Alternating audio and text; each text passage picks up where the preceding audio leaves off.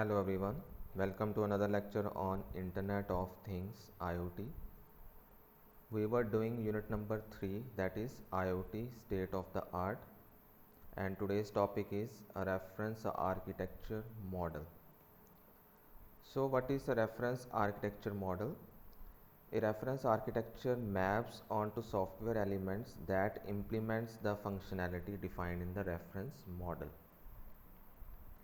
So in the previous lecture हमने पढ़ा था कि व्हाट आर रेफरेंस मॉडल। ठीक है, किसी भी चीज़ का जब हम मॉडल बनाते हैं तो उसका हम एब्स्ट्रैक्ट व्यू बनाते हैं कि उसमें हम कम्प्लेक्सिटी में नहीं जाते कि उसके फंक्शन कैसे काम करेगा। उसमें सिर्फ यही देखा जाता है कि फंक्शन में इनपुट क्या है और उसकी आउटपुट क्या आ रही है। सो जो उसका आर्किटेक्चर होगा जो एक्चुअल में हमने बिल्ड करना है, ठीक है, आर्किटेक्चर जिसके बेस पे सारा सिस्टम डेवलप होना है, उसमें उसका जो मैप है, ठीक है, वो एक सॉफ्टवेयर एलिमेंट्स होंगे उनके सारे जो उसके फंक्शनैलिटी वाले कंपोनेंट्स होंगे। ठीक है, जितने भी मॉडल में कंपोनेंट्स होंगे जिन्होंने कुछ फंक्शंस परफॉर्म करना है, जब उनको हम सॉफ्टवेयर के थ्रू हम उनको डेवलप करते हैं, ठीक है, उस चीज़ को वो मैप करता है, दैट इज़ रेफरेंस आर्किटेक्चर।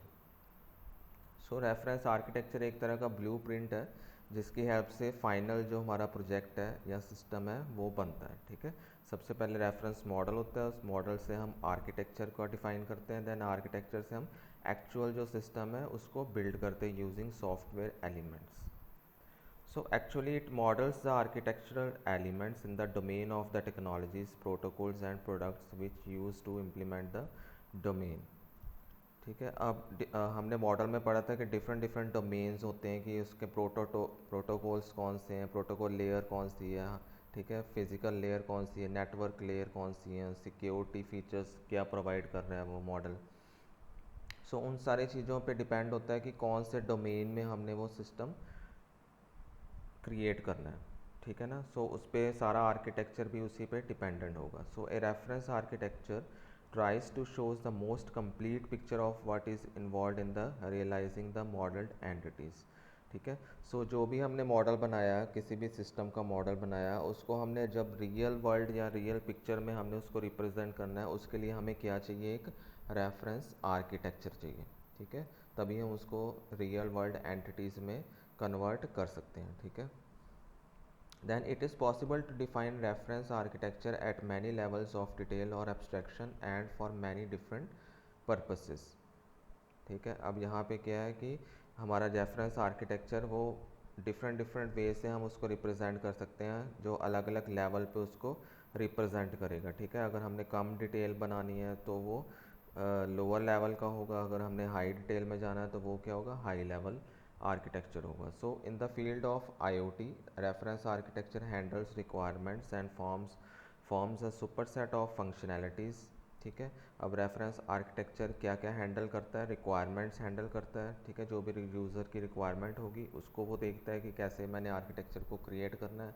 ठीक है, और ये सारे फंक्शनैलिटीज़ जो भी उस सिस्टम ने फंक्शंस परफॉर्म करने हैं उनका एक सुपर सेट होता है, मीन्स उनका ब्लूप्रिंट होता है कि सारी जितनी भी फंक्शनैलिटीज़ हैं वो आर्किटेक्चर की हेल्प से यू कैन ईजिली आइडेंटिफाई। ठीक है, और क्या होता है इसमें, इंफॉर्मेशन का स्ट्रक्चर्स हम इजीली डिफाइन कर सकते हैं, मैकेनिज़म्स क्या हैं उसके सिस्टम के, कैसे उसने काम करना है, ठीक है, प्रोटोकॉल्स कौन से यूज़ करने हैं। सो ये सारी चीज़ें रेफरेंस आर्किटेक्चर में रिप्रेजेंट होती हैं। सो इसके बेनिफिट्स क्या हैं आर्किटेक्चर के, it provides language for everyone involve. ठीक है, जो भी इसमें इन्वॉल्व होगा उसको एक ये लैंग्वेज प्रोवाइड करता है, एक प्लेटफॉर्म प्रोवाइड करता है to represent some system on the ground level. ठीक है, किसी भी सिस्टम को रिप्रेजेंट कैसे करना है, उसको बिल्ड करने से पहले उसको एक लैंग्वेज प्रोवाइड करता है। It provide an abstract but also rich view of the domain. ठीक है, एक एब्स्ट्रैक्ट व्यू प्रोवाइड करता है, ज़्यादा उसमें कॉम्प्लेक्सिटी नहीं शो करता, बट वो डोमेन पे डिपेंड है कि कौन से डोमेन का हमने आर्किटेक्चर बिल्ड करना है। So third one is can assist IoT project leader in planning the work at hand and the teams needed. ठीक है, इससे हमें पता लगता है कि कौन सा प्रोजेक्ट है, कहाँ पे वो यूज़ होना है, उसमें कौन कौन सी टीम्स इन्वॉल्व होंगी, ठीक है, कौन से उनके लीडर्स होंगे। सो ये सारी चीज़ें आर्किटेक्चर में हम डिफ़ाइन कर सकते हैं। Then there are few proposals have been introduced so far in the IoT reference architecture model. ठीक है, अब reference architecture model में कुछ proposals जो इंट्रोड्यूस हुए हैं, ठीक है, उनमें से 3 जो प्रपोजल हैं जो हमने पढ़ने हैं, that is IoT A architecture reference model proposed by European commission FP7, ठीक है।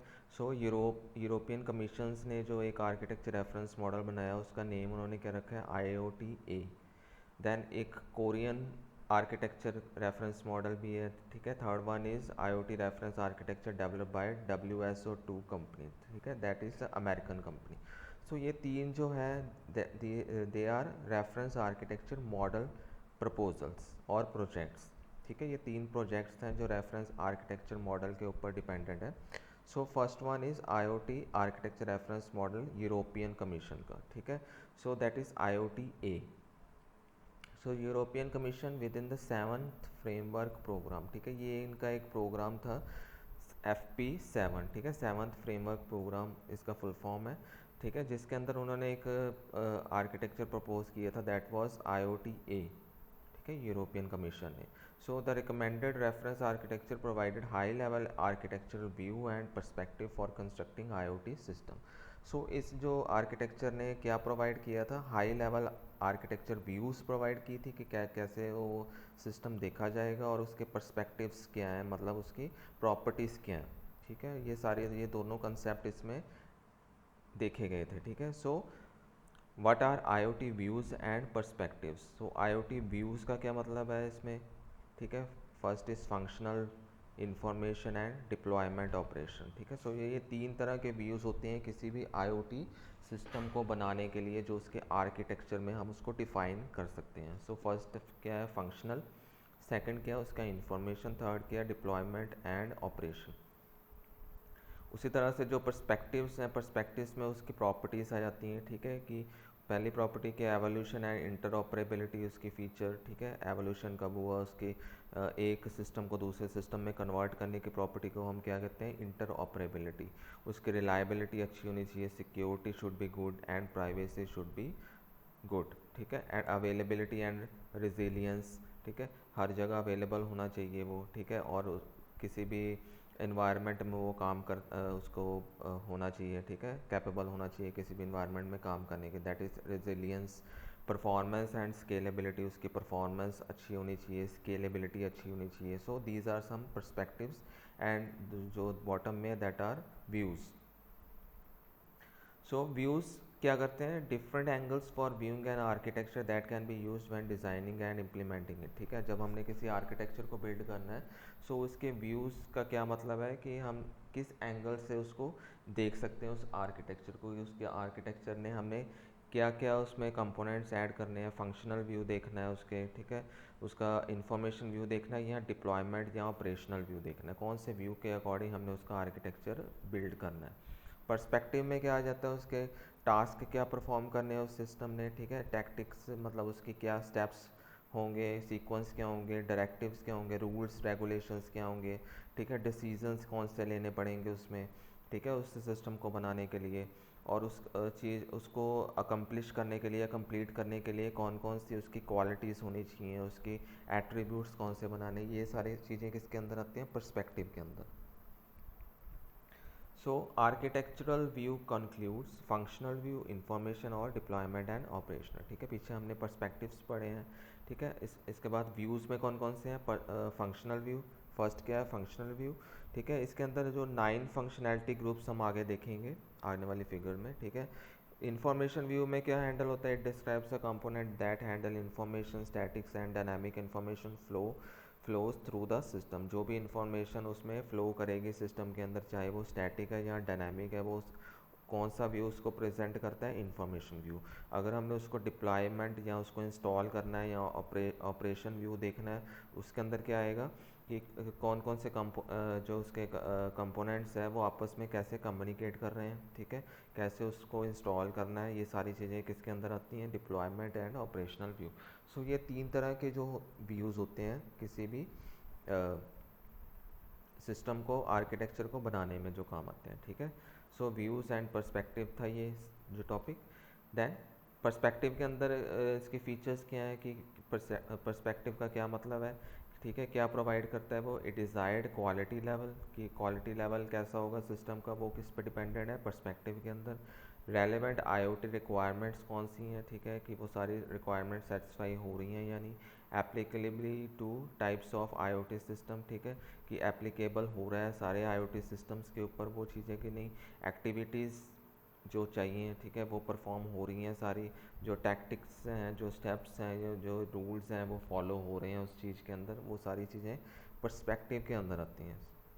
So next is IoT-A function. इस चीज़ का अब हम अगर फंक्शनल मॉडल देखें IoT-A का, सो इसके अंदर कौन कौन सी लेयर आती है, डिवाइस लेयर, कम्युनिकेशन लेयर,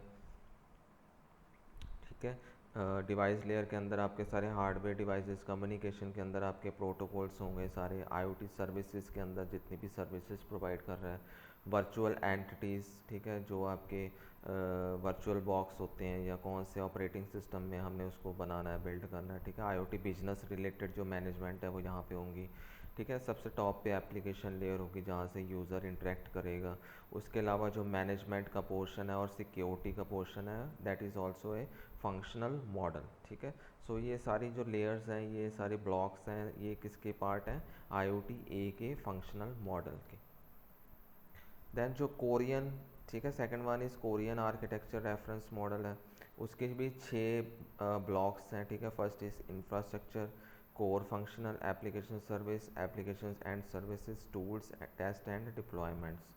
सो ये हमारा जो मॉडल है इन दिस फिगर, ठीक है, ये this is the Korean architecture reference model, ठीक है। सिमिलर है, जैसे हमने IoT-A का पढ़ा है उसी तरह से कोरियन का है, ठीक है। कुछ लेयर्स के नेम में चेंजेस है। फॉर एग्जांपल जो इसमें फर्स्ट लेयर है दैट इज़ इंफ्रास्ट्रक्चर, ठीक है। उसके बाद सेकंड जो कोर फंक्शंस लेयर में आते हैं, इसकी सिक्योरिटी प्राइवेसी आ जाती है, रिसोर्स मैनेजमेंट, सर्विस मैनेजमेंट, ठीक है, कनेक्टिविटी के फीचर्स, ये सारे किसके अंदर थे, कोर फंक्शंस के अंदर, ठीक है। उसके ऊपर जो लेयर है that is application and service support functions, ठीक है, जितनी भी एप्लीकेशन परफॉर्म्स होनी है या सर्विसेज डिलीवर होनी है वो सारी इसके अंदर आएंगी।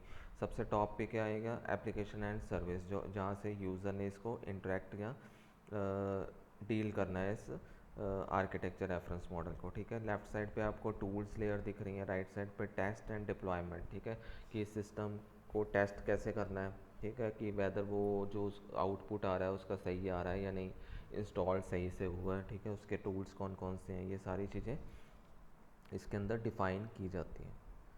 सो थर्ड वन जो हमारा आर्किटेक्चर रेफरेंस मॉडल का प्रोजेक्ट है दैट इज़ WSO2, ठीक है। WSO2 एक अमेरिकन कंपनी है जिसका आर्किटेक्चर रेफरेंस मॉडल बेस्ड है, ठीक है, IoT के ऊपर, जिसमें कि 7 लेयर्स हैं, ठीक है।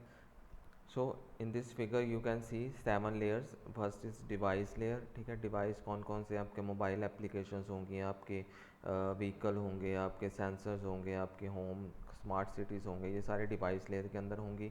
उसके ऊपर आपकी कम्युनिकेशन लेयर होगी जो नेटवर्क प्रोटोकॉल्स जिसमें यूज़ होंगे, एग्रीगेशन बस लेयर होंगी उसके ऊपर, then event processing and analytical layer, and जो टॉप पे होगी वो एक्सटर्नल कम्युनिकेशन लेयर्स होंगी, ठीक है, जहाँ पे आपकी एप्लीकेशन रन होगी जहाँ से यूज़र ने उसको इंटरेक्ट करना है, ठीक है। सो उसके अलावा आपके पास identity and access management layer है कि आपका जो लॉगिन करेगा वो ऑथराइज्ड यूज़र ही करे, ठीक है।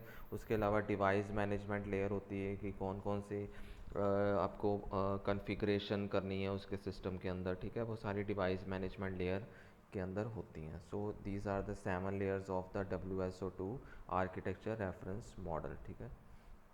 सो अगर आपको पेपर में क्वेश्चन आ जाता है कि आप जो प्रपोज्ड प्रोजेक्ट्स हैं आर्किटेक्चर रेफरेंस मॉडल के, उसके अंदर आपने 3 मॉडल आप डिफाइन कर सकते हो। फर्स्ट हमने कौन सा पढ़ा, IoT-A रेफरेंस मॉडल, ठीक है। Second is Korean architecture reference model and third one is WSO2 architecture reference model.